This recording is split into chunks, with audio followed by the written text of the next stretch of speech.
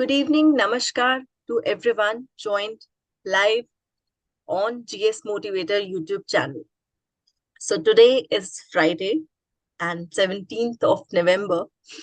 And why I'm saying this to you, why I'm mentioning the date and the day, because I want that you should note it down.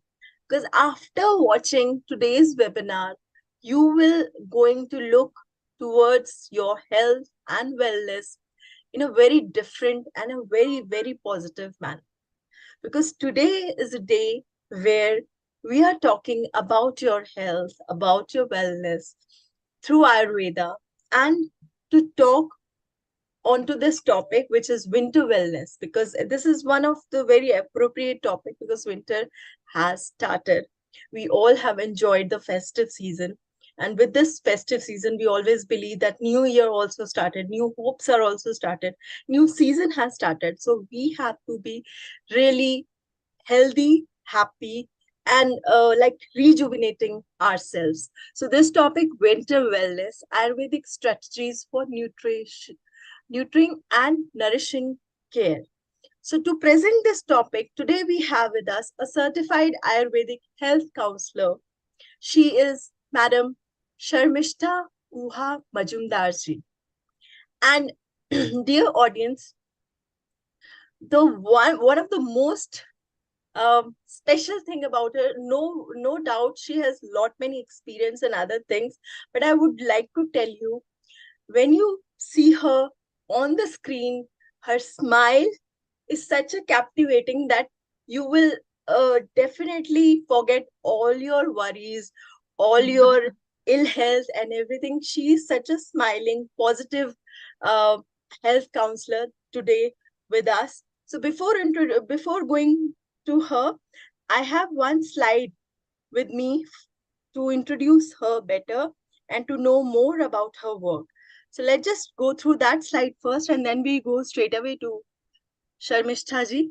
So Miss Sharmishta Guha Majumdar skills as a holistic nutritionist and integrative wellness therapist have made her sought by hundreds of clients spread across the globe, including India, UAE, USA, Turkey, South Africa, Vietnam, and many more.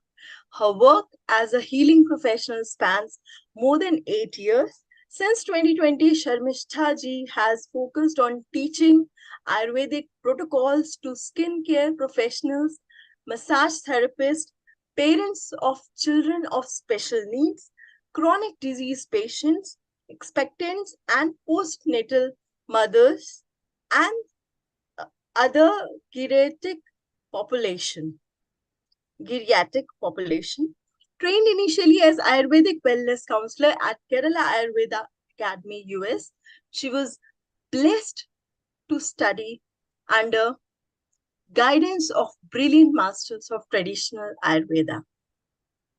She also brings more than 15 years of corporate and entrepreneurial leadership experience in varied domains, including hospitality, healthcare, wellness, organic food, digital publications, knowledge process outsourcing, that is KPOs, and insurance. She has a brief sting in management academics too. So, ladies and gentlemen, put your hands together to welcome Madam Sharmishta Guha Majumdarji. Ma'am, a warm welcome to you. Thank you for coming and thank you for giving your time to us. Now, the platform is yours and we are really eager to listen to you. Ma'am, thank you so much for such a warm introduction to me. I'm so obliged and so grateful for this wonderful platform. I think whatever I'm going to share today, it is the blessings of all my teachers. And whatever I'm sharing, all this knowledge does not belong to me. It is all the passed down knowledge that I have learned, and I'm still getting access from the brilliant masters and the brilliant, and not only brilliant, they are generous people. So, with all your blessings and permission, I would like to take all our subscribers of this beautiful channel to delve into the depths of Ayurveda. And I have not prepared any slide. I'm going to tell it in a storytelling pattern.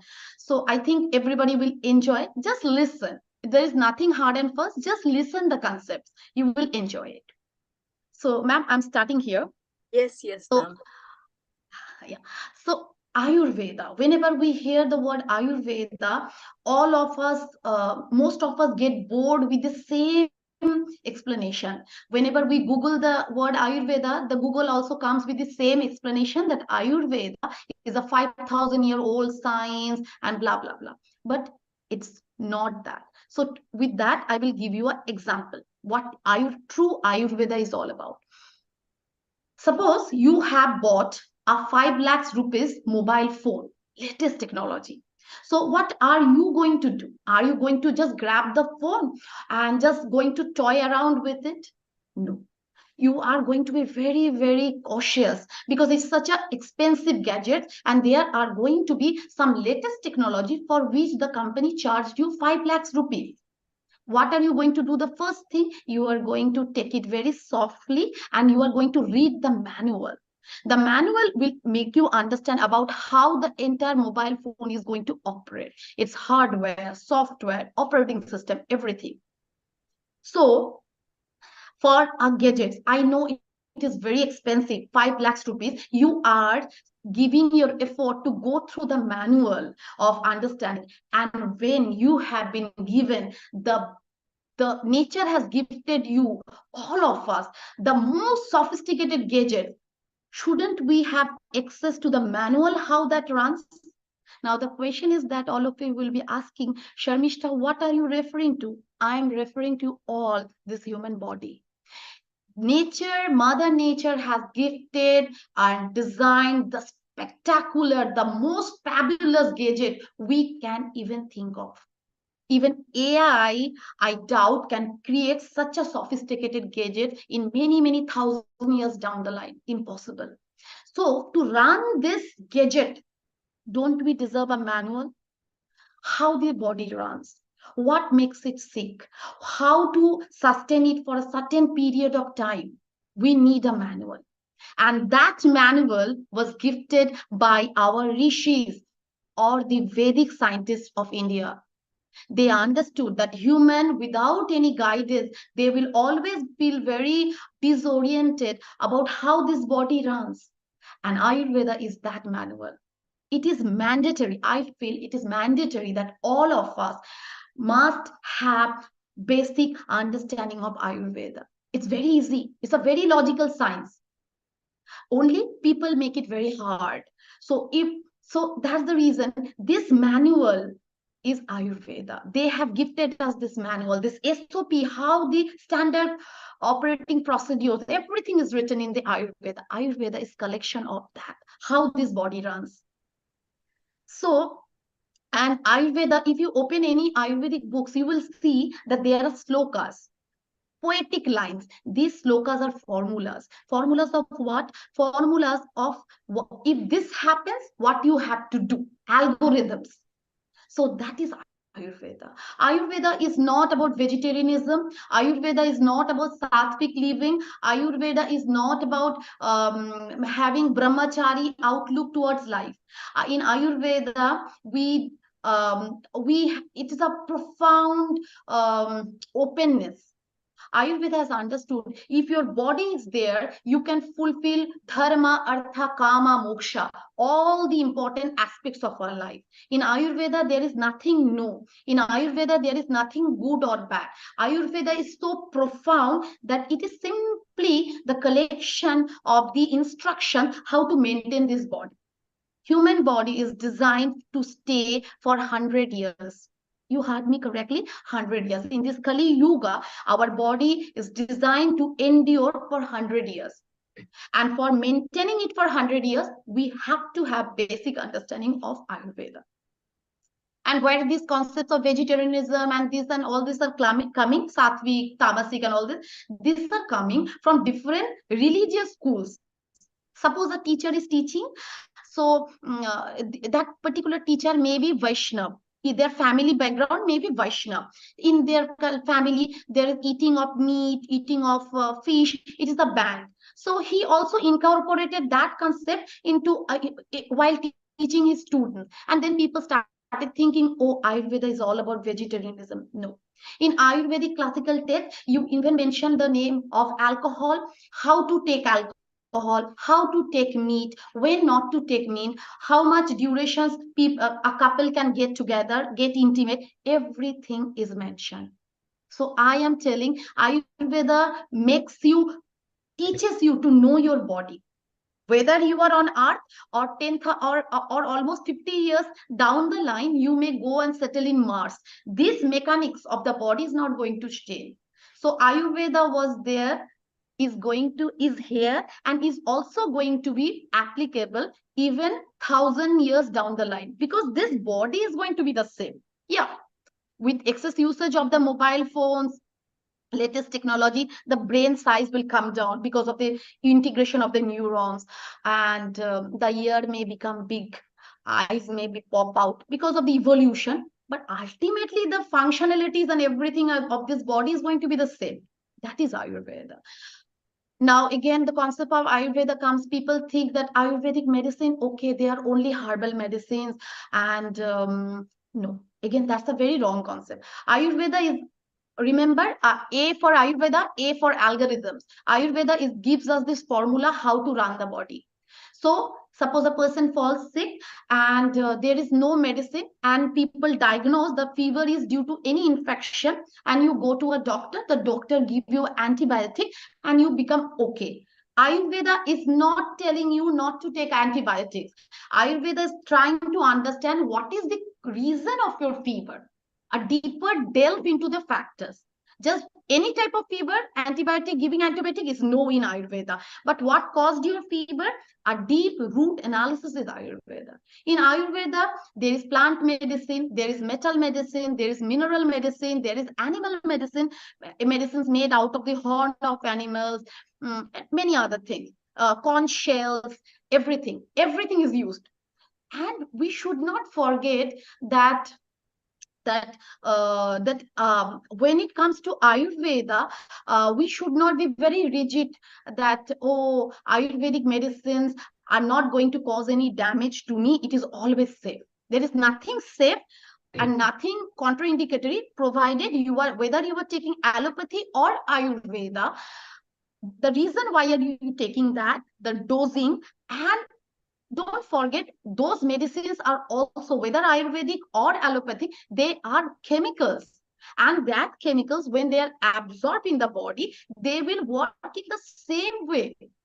There is no distinction. The same molecules are present from the plant extract that is made in the laboratory. And when that is given, they will go from the mouth, they will be getting absorbed in the small intestine, and then they will get into the systematic circulation, and then they will find their ligands and the receptors, and then they will start their action.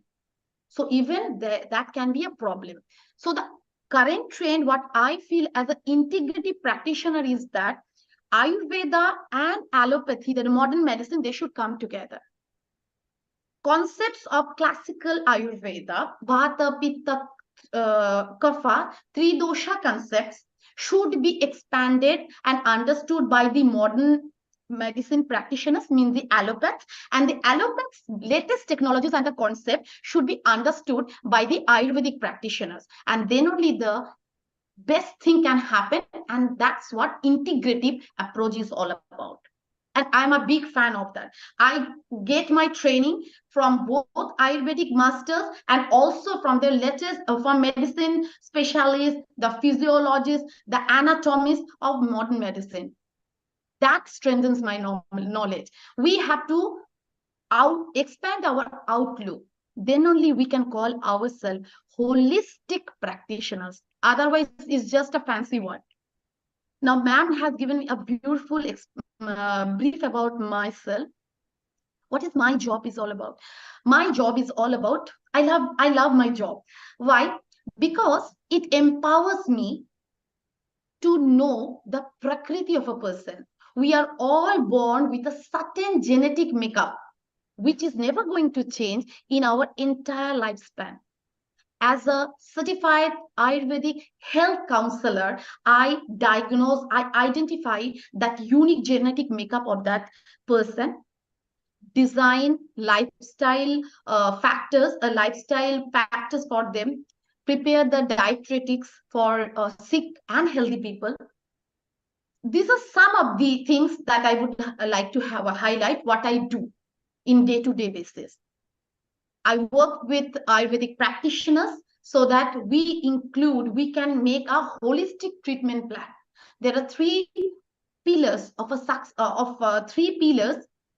when it comes to having a healthy body. Upasthamba, we call in Ayurveda. What are they? They are Ahar, Nidra, and Maithuna. Ahar is the food, Nidra is the sleep, and Maithuna is the how we are going to have intimacy. Even that is discussed, taught, and highlighted in the algorithms of Ayurveda. So please keep it in mind, Ayurveda is not a religious science. It is a science, it is a manual to understand this human body in a simplified, logical way. So expanding on that, today my topic I have chosen a winter regimen with Ayurveda. Winter season has already set in. I am in West Bengal and it is little cold over here, and we are expecting to winter arrive very soon. So yeah, in the earlier time when the classical texts were written, at that time India was having 6 seasons, especially the northern India was having 6 seasons. Now, due to the global warming and everything, we are generally having 3 seasons primarily. One is the summer season, the longest. One is little brief of rain, another is the winter. So winter has already stepped in. Hemanta Ritu and Shishira Ritu. These are the two winter months. What happens in the winter season? We know winter season is the time. What happens? The temperature, external temperature drops. Now, all the pathogens living in that cold temperature, they always look for a host where they will get a warmer temperature to sustain and to keep their breeding on. So they try to infect us, the host, and live and expand their family and live peacefully. So this is one thing that happens in the winter season. So what Ayurveda says is that during the winter season, fumigation can be done. Now, fumigation means burning of herbs or leaves, barks of different plants, not any plant, plants which has essential oils. Now the question comes, why essential oils? Something aromatic plants like pine tree, eucalyptus, deodar, agaru, gugulu. These are gums, right? So it is burning of them. What will happen? They have volatile oils. And we know oils has the capacity to penetrate inside the cell wall.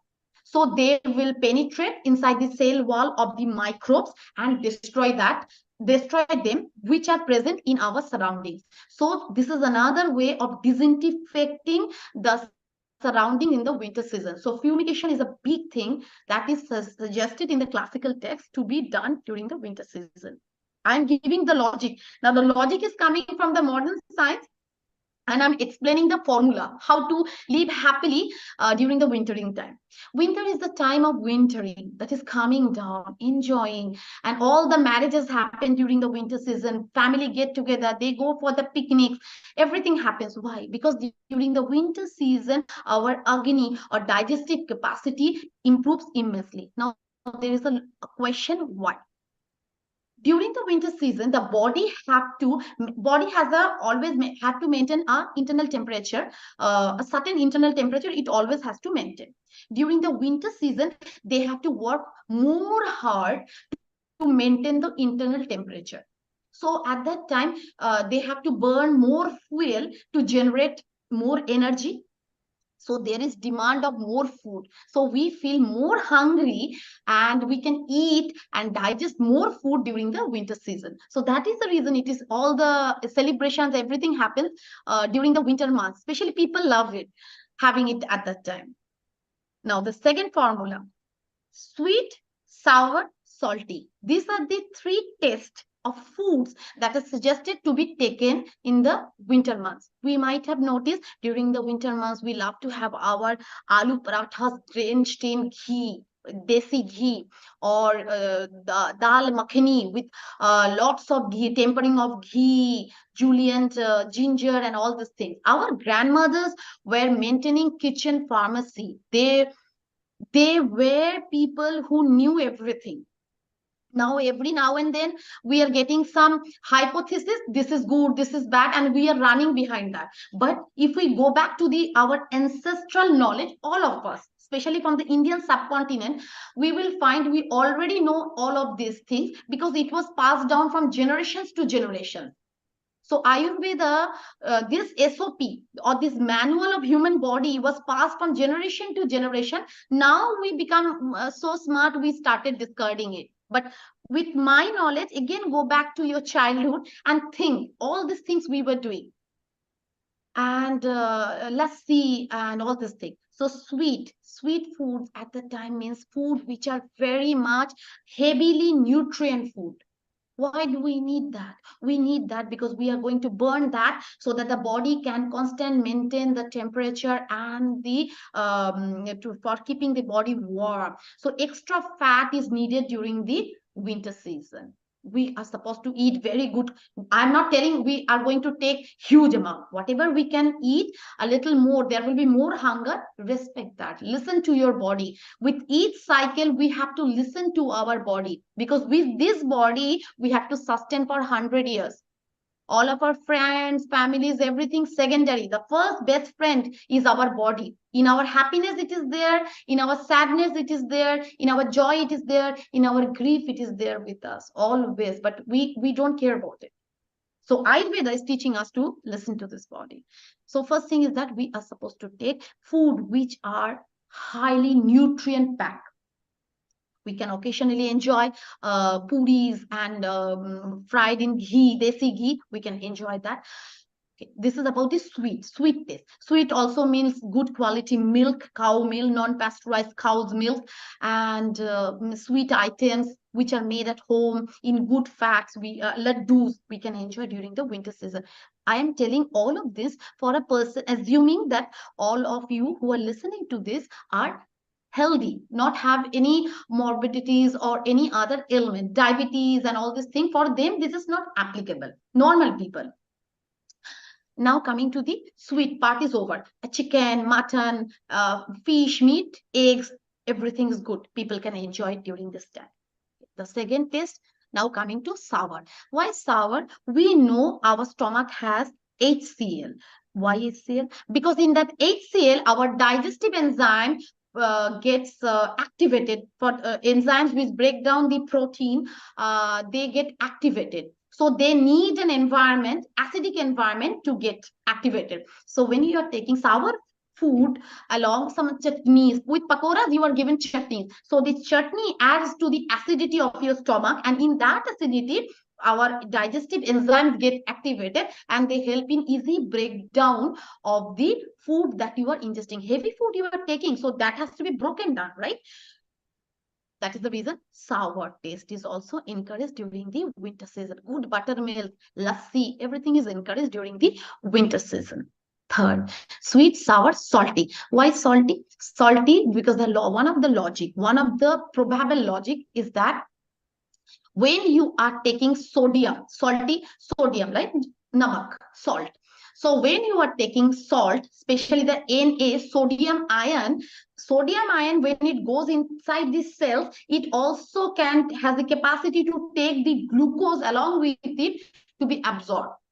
So so it is like that combined diffusion they are doing. Combined diffusion, they are working together. You might have noticed that when somebody has loose motion, we give them sugar salt water. We always add a pinch of salt with it. Why? Because when salt will be absorbed, that sodium ions will be absorbed immediately. Along with it, the glucose in the sugar will also get absorbed, and immediately, not only diarrhea, people who are very tired and thirsty, we add in the sugar water, we add a pinch of salt, and that will do. Immediately after 15-30 minutes, you find a person totally rejuvenated. That's the logic why they are asking to take salty food also. Not overtly salty. Like once in a while, okay, eating potato chips is okay. Even I do cheat diet once in a week. So it's okay when we should eat, and we should get exposed to different types of street foods also. Why? It exposes us to different strains of microbes, and that enhances the immunity. Otherwise, if you live in a very immune environment, then as soon as you step out and you eat somewhere, you will get infection, lose motion, vomiting, and all this thing. So this body, you have to make it adjusted. So once in a week, okay. So this is the reason: sweet, sour, salty. So that kind of food you have to eat during the winter season. Good fats we have understood, desi ghee and everything we are supposed to made into gond laddus, and another laddus that my friend's mother um, gave me to eat, made out of wheat. I forgot the name, beautiful name it had. So with all the dry fruits and everything she made and gave it, dates, everything you enjoy during this time. Now coming to the fruits. Now many people ask, if fruits, if you are taking, if it is plucked from your tree or from your family tree, within 6 hours if you are taking, then you will get access to the vitamins. Otherwise it is nothing but just plain sugar. So nowadays people have the fancy taking Kashmir apple or Shimla apple, and they are thinking that they will have the same vitamin level the people in Shimla and Kashmir are enjoying from the apples. No. Apples plucked up and they were packed, they were waxed, then they were transported to you. After many, many months, it is reaching to you. So, what I am trying to say, eat local fruits, whatever available, within 6 hours of plucking. So that it has the vitamins.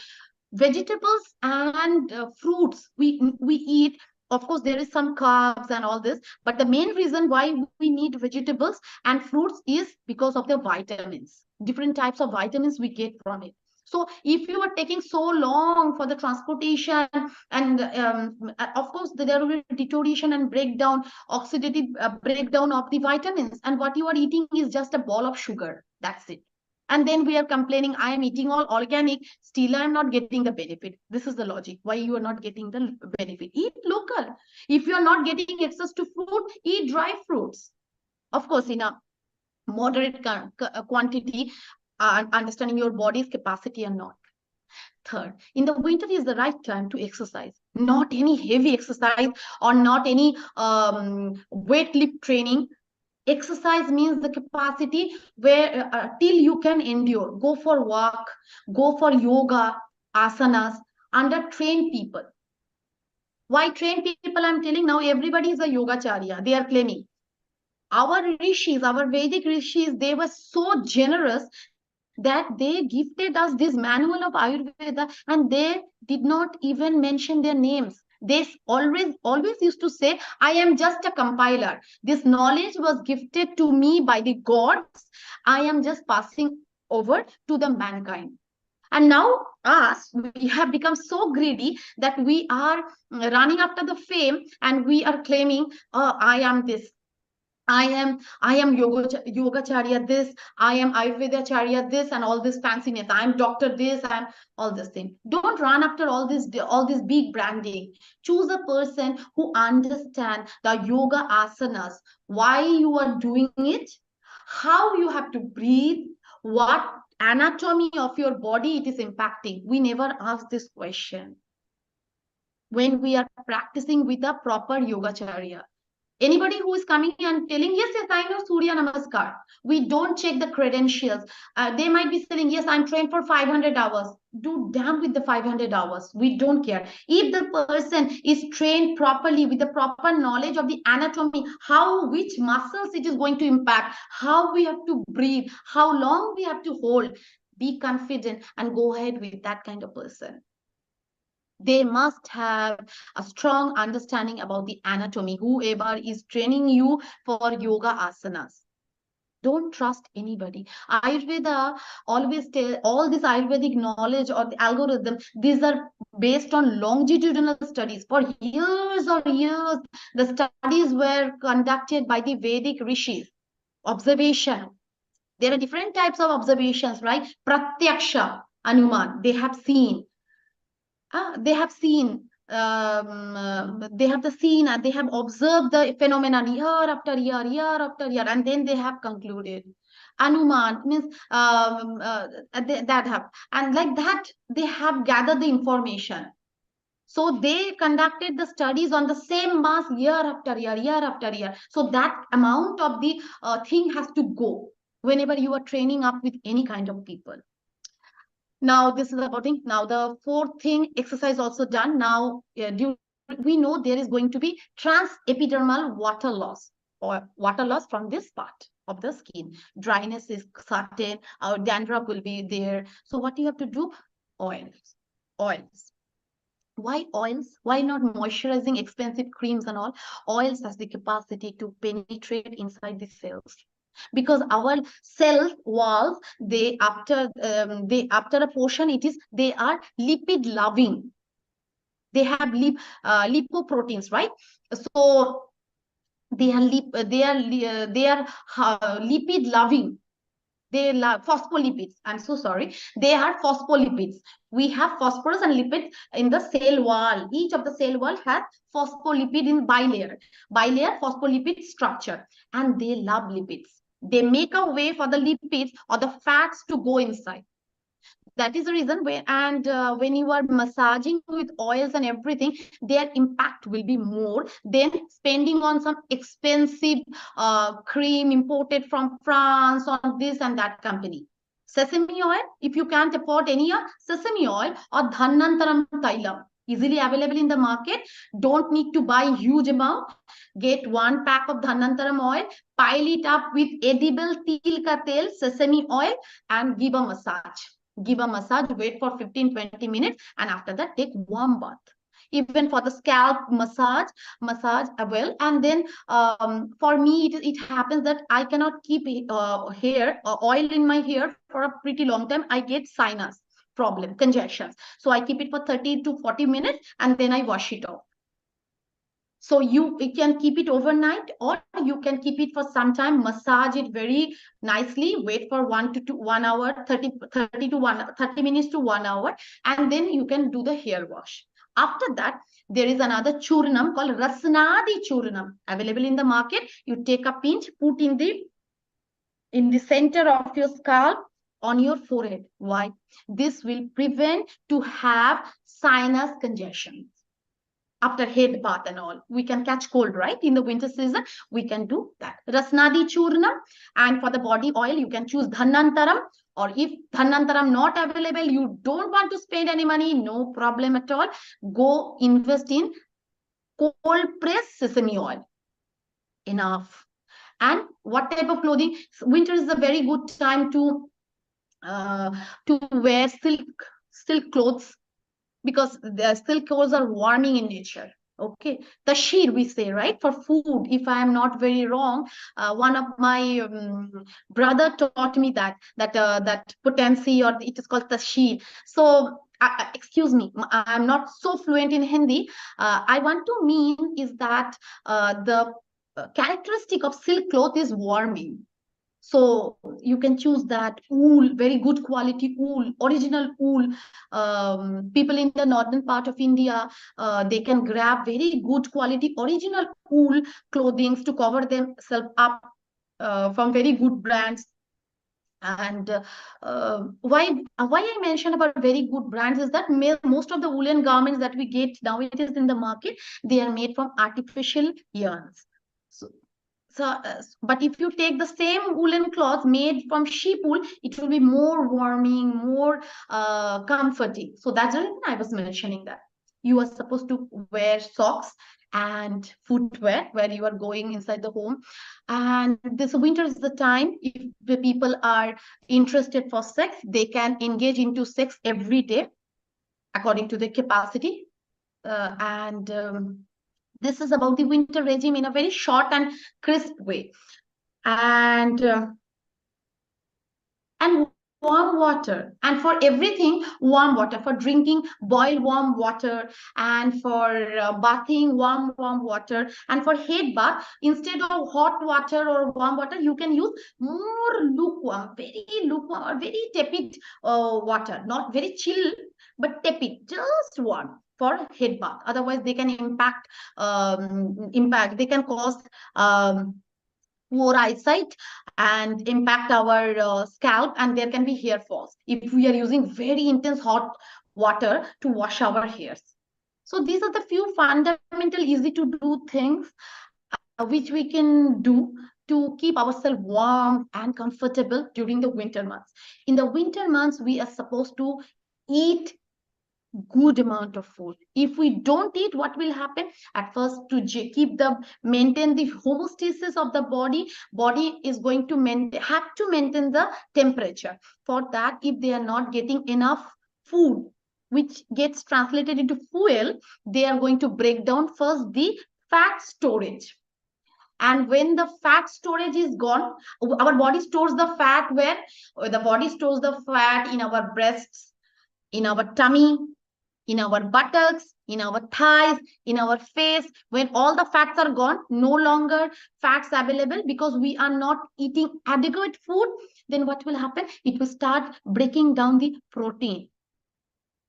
So after that, we will see the person is becoming very lean and thin and frail with each time. So winter is the time we are supposed to eat good in a good way. Just look around. We may look plumped up, but why to bother? Even if you look into the nature, you will find squirrels running here and there. They are also plumped up during the winter months, and in the summer months they again become thin. We have to follow the cycle of the season. We should not go against it. We should follow it, and when we are following that pattern, we will be immensely happy because we are following the cyclic rhythm of the nature, and whatever happening outside happens inside. What does I mean? So if you find there is very extreme dryness in the external environment, you will also encounter the same dryness within your system. That is another formula of Ayurveda. What is happening external in the external environment, that is also going to happen internally. If there is dryness, there's going to be dryness. If there is too much moistness due to sudden rain, you are going to have very congestions in your system, cough, cold, and congestions in your system. If there is very windy outside, suddenly your mind will be racing. You will feel very much anxiety prone. You will feel out of the blue everything. So whatever happening externally, that also happens internally. So this is the manual of managing our body during the winter season. And we have to stay in a very comfortable space. We have to sleep.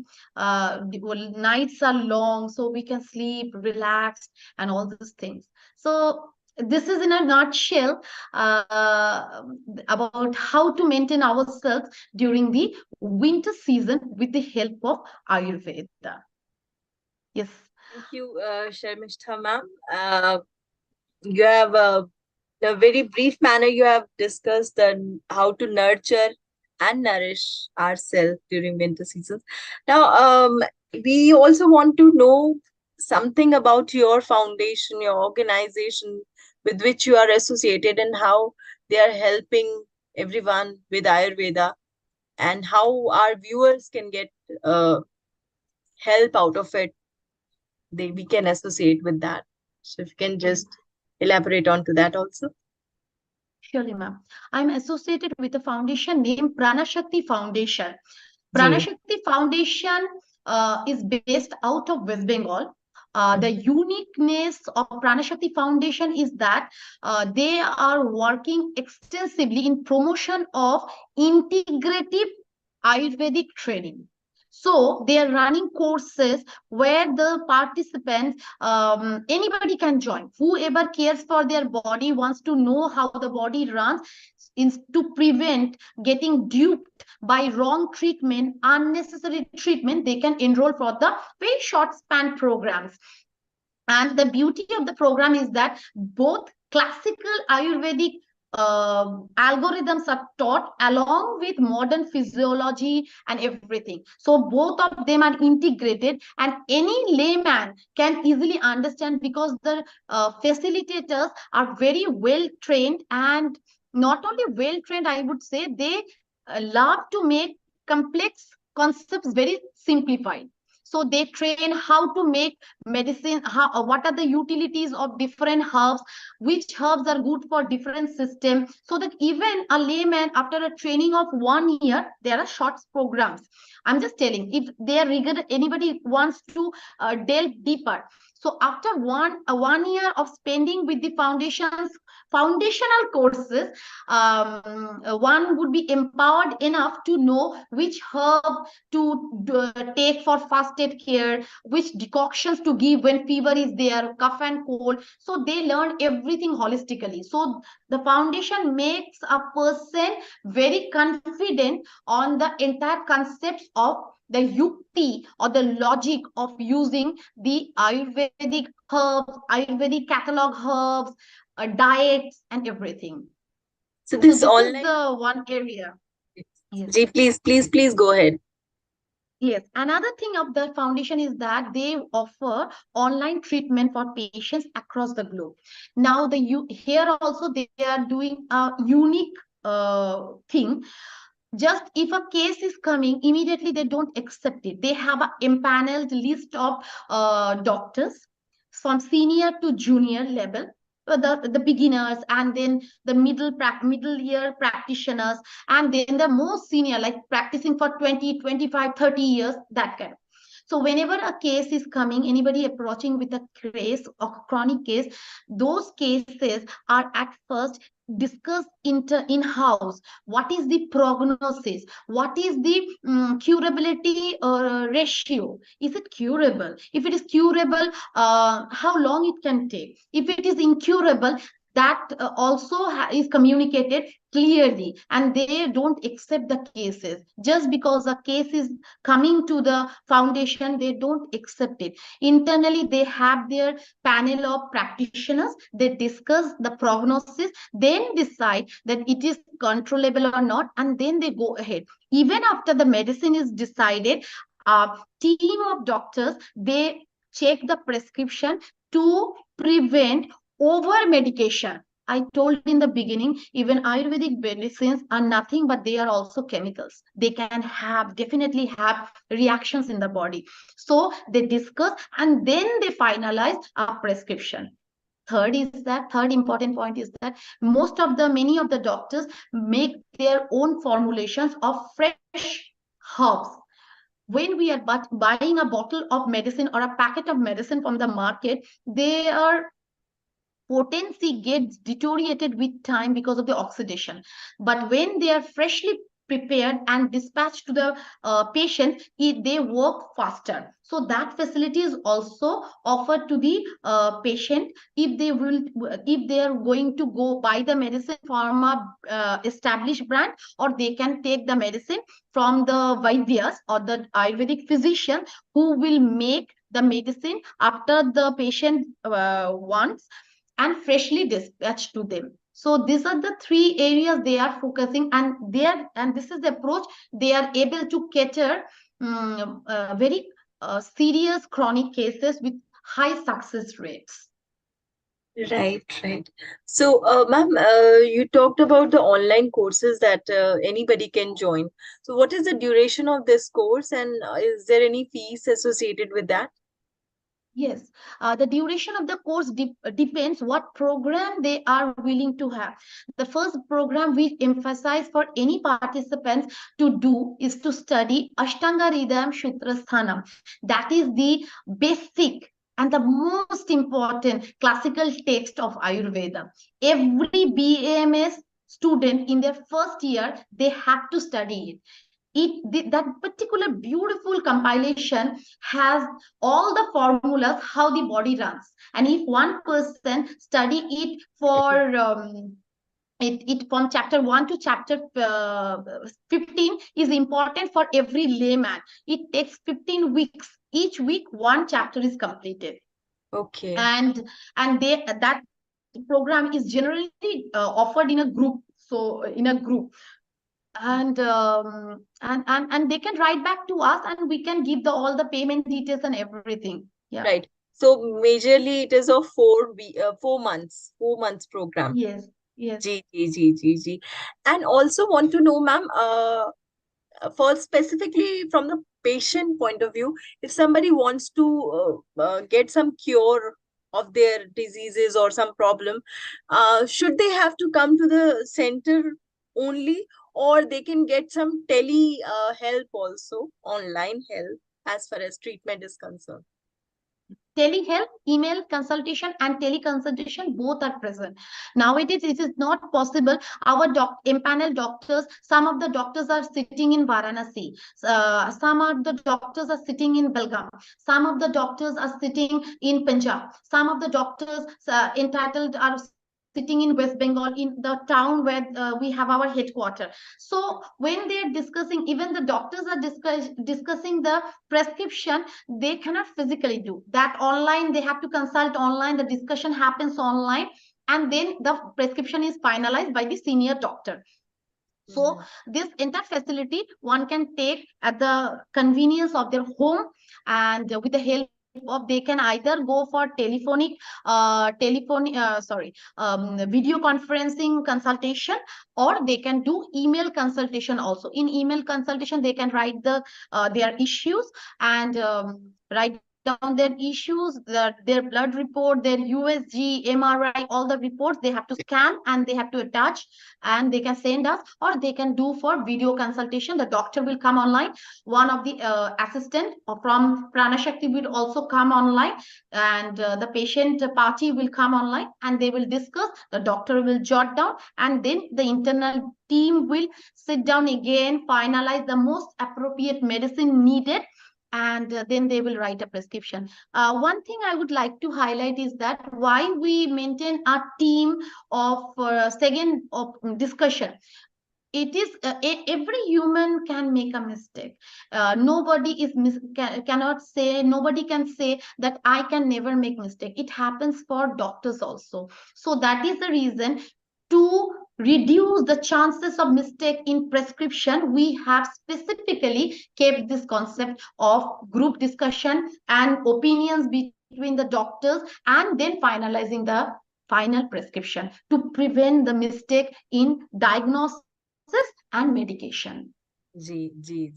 So this association of yours, are they also affiliated or some kind of an association with Ayush Ministry, or are you planning to do it in future? Yes, they are going ahead, and they are going ahead, and they are going first and foremost. It is a registered body, and they are further going ahead to tie up with Rashtriya Ayurveda Vidyapit, and they are in talk with them to enroll their courses, so that they can issue the certificate, not only with their affiliation details, but also the affiliation of that bodies and RAV bodies and all. They are slowly progressing towards that. Right, right. Ma'am, a few questions I would like to take here related to health, if you can just answer that. So one is related to Mhm. arthritis, especially in winters, this problem get uh, really worse in some cases. So some tips you want to give for the arthritis patients? Arthritis is inflammation. Now, the inflammation can happen because of the infection, or it Ji, can happen because of the autoimmune disorder. And many of the people make a mistake of osteoporosis with osteoarthritis and all this thing. So proper diagnosis is very important. Whether it is osteoarthritis because of wear and tear of that area, or it is autoimmune or infection, or it is osteoporosis. So that clarification has to be done, and based on that only we can go ahead and give them medication that will relieve the ailment. That is very important to know. okay, okay. And now another question is come in. In winters, is it good to take nuts more and more, like mixture of nuts? Nothing in excess is good. Nothing in excess is good, and it is very important to pre-soak them. And 5 to 6 almonds, almonds is good, and raisins, 4 to 5 raisins, 3 to 4 almonds, 1 to 2 what do you call, walnuts, 1 to 2 dates people can take, but we have to remember they are also rich in carbohydrates and fats. So people who already have problems, pre-existing problem of congestive heart disorder or fatty liver, diabetes, uncontrolled diabetes or controlled diabetes, they have to be very extra careful. And for other people, they can definitely take it, but after the winter gets over, they have to work out more heavily to shed the extra pounds they will gain up during the winter months. G. Ma'am, one very interesting question has come. This is related to veins problem. Like if somebody has some kind of a vein, or you can say neuro problem, not veins actually, but neuro problem. If Okay. somebody has some kind of a nervous disorder, or maybe weakness of vein of nerves, so is that related to um, what I am understanding with this question is, I want to frame it like that. If somebody have some kind of a nervous problem, so is that related to some uh, geographical locations also? Like I have met with a person who have a kind of a neuro problem, neurogenetical problem in the body, and due to which they usually don't find themselves comfortable while they are in the hill stations. Though they are very good and very healthy, they feel themselves in the plains. So some kind of a geographical locations also impact the body structure and other things.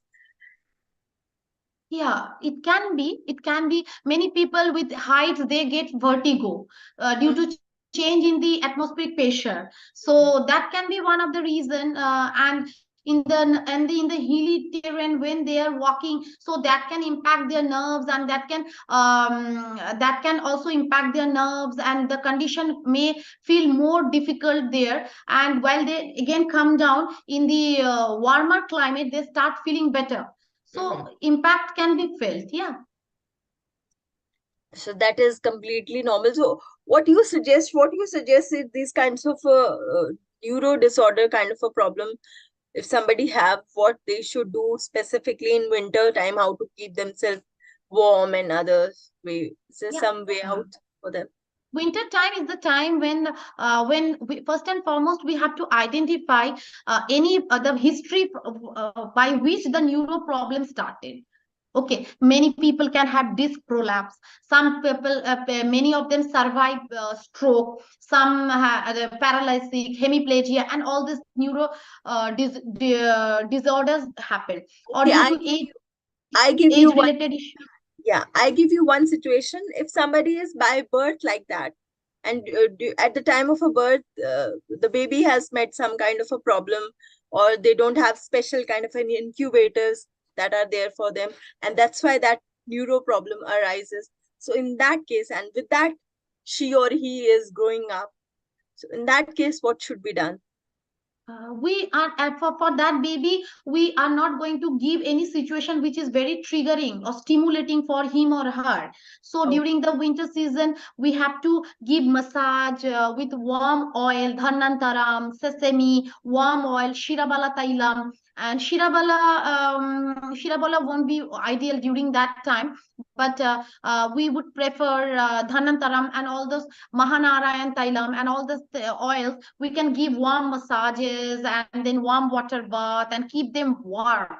so that impacts. And also good food, milk cooked with nourishing herbs or nourishing thing. And during the winter season, different types of lehiams are jam like preparations which we take, something like chaban prash, right? You can understand that it is jam like thing, right?